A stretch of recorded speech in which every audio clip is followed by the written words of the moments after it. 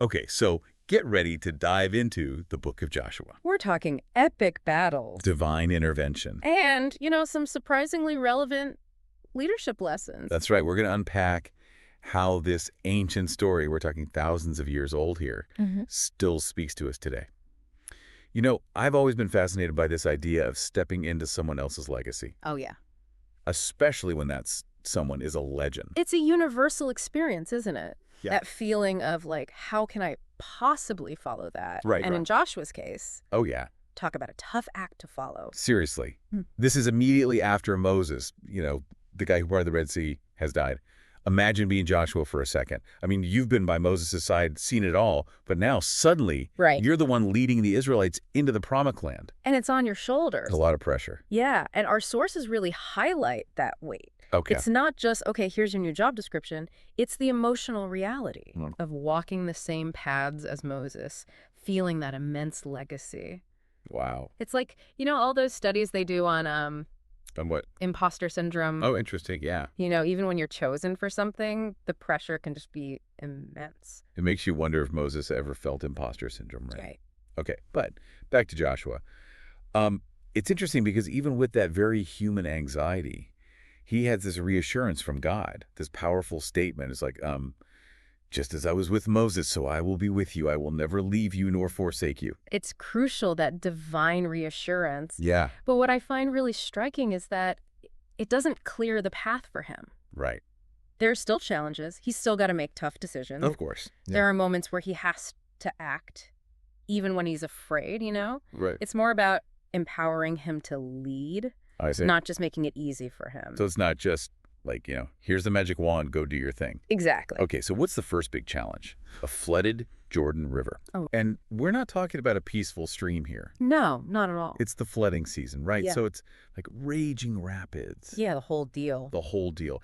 If you're trying to picture this, imagine a river so swollen, it's overflowing its banks. It's intimidating. Yeah, this is like the first major roadblock Absolutely. for the Israelites after, decades in the desert. Decades, yeah. And it's got this huge, obstacle in front of them. And don't forget, they're carrying the Ark of the Covenant with them. Oh, that's right, the Ark. Mm. Now, for anyone who hasn't, brushed up on their biblical history lately, Yeah. what exactly is the Ark of the Covenant? So imagine a sacred chest Yeah. containing the Ten Commandments, which is like the ultimate symbol of God's presence and promise to his people, right? Oh, so it's a big deal. It's a huge deal. It's like way bigger than just a historical artifact.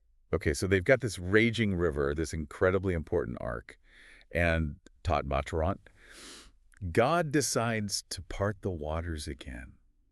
It's like Moses 2.0. There are definitely some similarities to the Red Sea, Yeah. but it unfolds differently this time. Okay, how so? Okay, so this time, God tells Joshua to have the priests step into the Jordan River. Hold on. Into the river. Into the river. While it's still raging. Are you serious? I'm serious. This is some serious, next level leap of faith. Talk about a trust fall. I get nervous stepping over puddles. Right. And these guys are walking into a flood carrying the holiest relic they have. It's intense. Okay, so what happens? Does the water just magically disappear? It's described as a sudden, Okay. almost instantaneous event. Wow. As soon as the priest's feet touch the water, the flow just stops. Whoa. And upstream, the water piles up, creating this dry path Get out. for the entire Israelite nation to cross. That is, wow. Okay, that is a visual, Right. but it makes you think, right? Is this just God? Showing off his power again. Or is this also about Joshua's leadership? Mm. Like his willingness to trust and obey, even when the command seems impossible.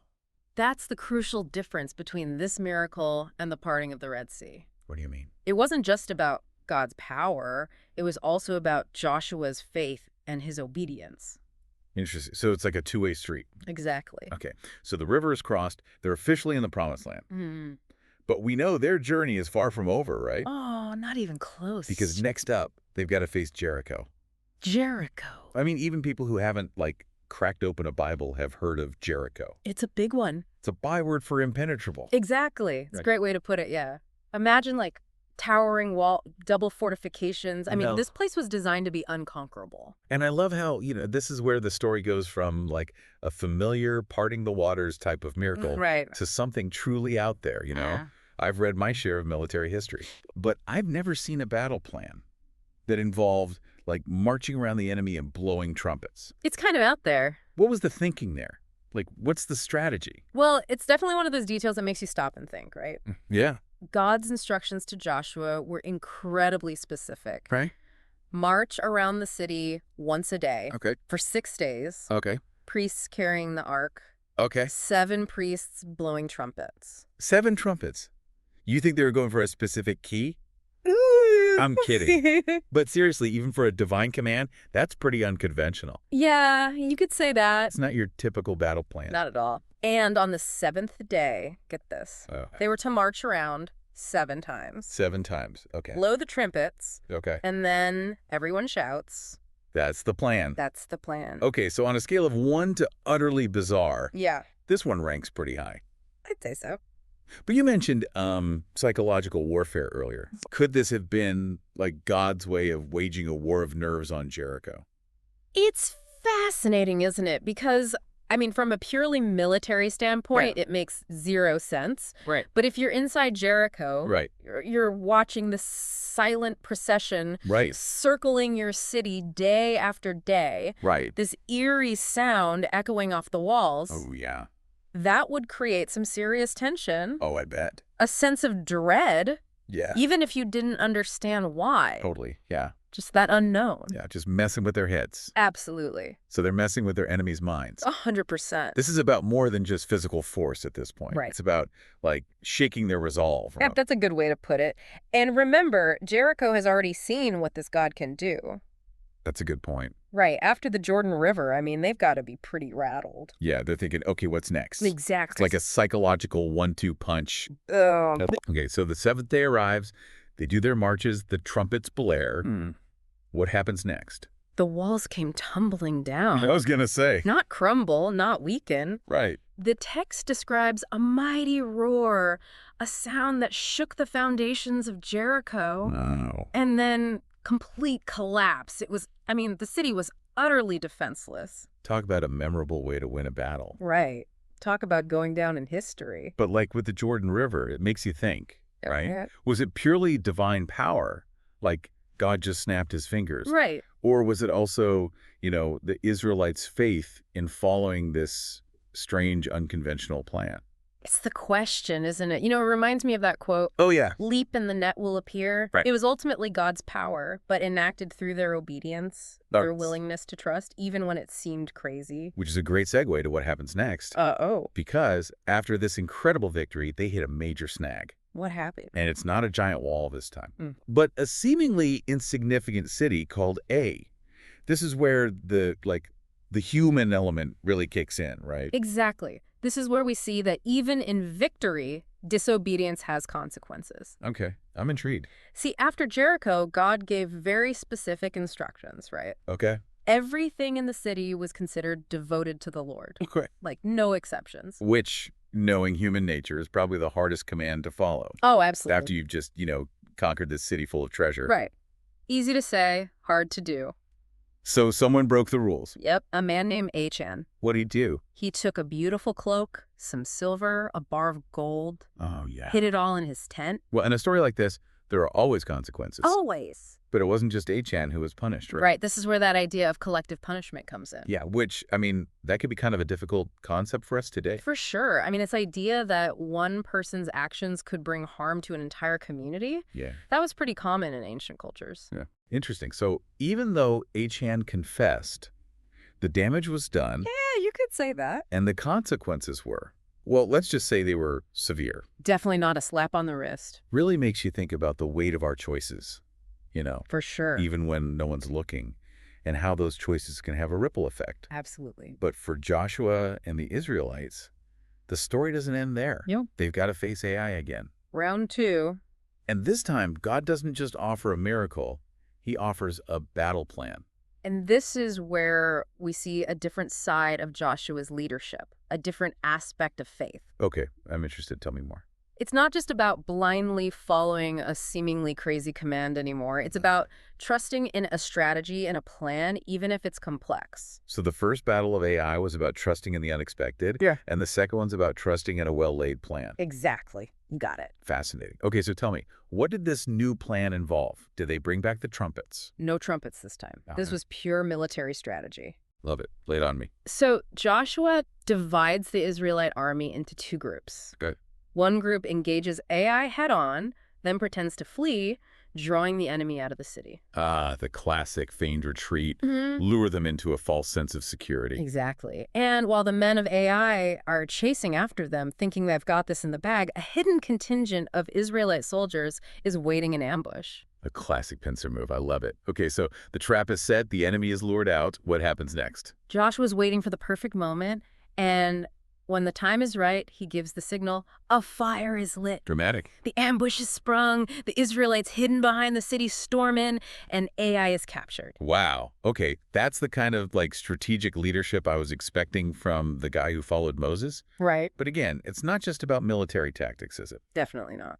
There's a deeper point here about the different ways obedience can play out, right? 100%. Sometimes it's about following an unconventional path. Yeah? Sometimes it's about trusting in a solid plan. It's about knowing when to, trust your gut and when to trust the plan, right? Well, that part of the equation.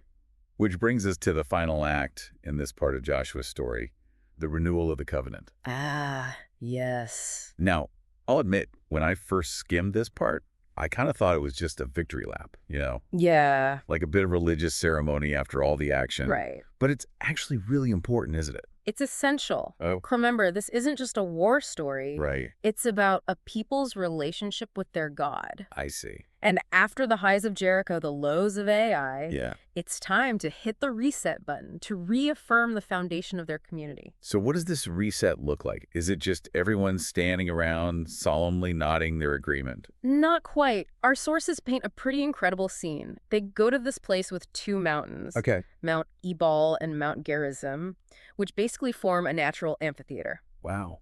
Half the people stand on one mountain, half on the other, Okay. and the Ark of the Covenant is in the valley between them.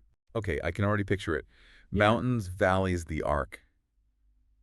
This has a real epic movie moment vibe to it. So what happens next? The Levites, who are like the priests and scribes, right? Okay. They stand in the valley and they read out the blessings and the curses of the covenant. Oh, wow. So it's not just the good stuff. No, it's the whole package. So, Yeah. I mean, the people are literally surrounded by the consequences of their actions, the potential for both great blessing and serious consequences. Wow.